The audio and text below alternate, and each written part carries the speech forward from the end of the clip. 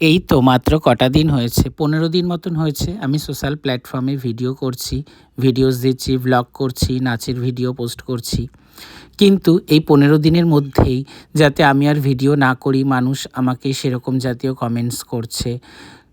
আমার ভিডিওতে এসে ভীষণ পরিমাণে নেগেটিভ কমেন্টস করছে, যাতে আমি মানসিকভাবে দুর্বল হয়ে পড়ি।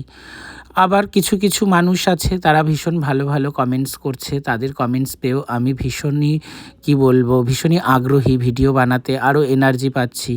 কিন্তু কিছু মানুষের এমন নেগেটিভ কমেন্টস পাচ্ছি যে ভীষণভাবে আমি ভেঙে পড়ছি।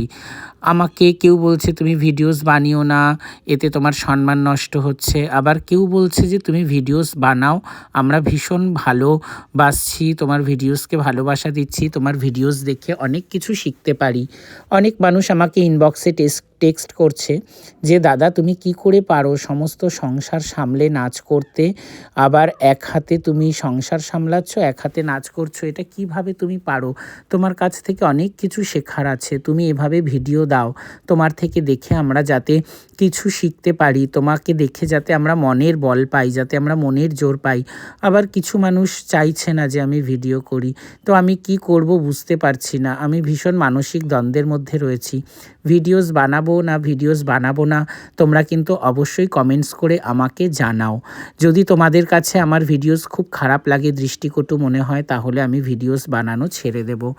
যাই হোক, আজকে সকালবেলাতে ঘুম থেকে উঠেছি, ঘুম থেকে উঠে রান্নাঘরে এসেছি। সকালবেলাতে খুব শীত করছিল, তাই জ্যাকেট পরে এসেছিলাম। কিছুক্ষণ গ্যাসের পাশে থাকার পরেই গরম লেগে গেছিলো, তা জ্যাকেটটা খুলে ফেলেছিলাম। ভাত বসিয়েছি, ভাত হয়ে গেছে, ভাত উপুর করে দিয়েছি, আর বেগুন পোড়া করেছি।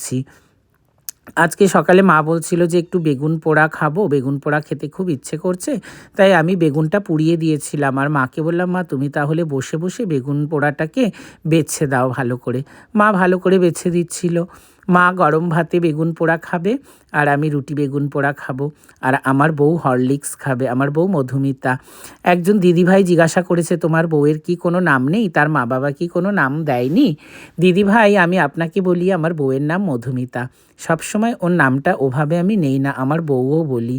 তো যাই হোক, কারোর যদি ভালো না লাগে তাহলে আমি কি করব বলুন? সবসময় তো আর অত মেপে ঝেপে কথা বলতে পারি না। সাধারণ মানুষ আমি, অতি সাধারণ ঘরের একজন সাধারণ মানুষ, তাই ভীষণ সাধারণভাবেই কথাবার্তাগুলো বলে থাকি।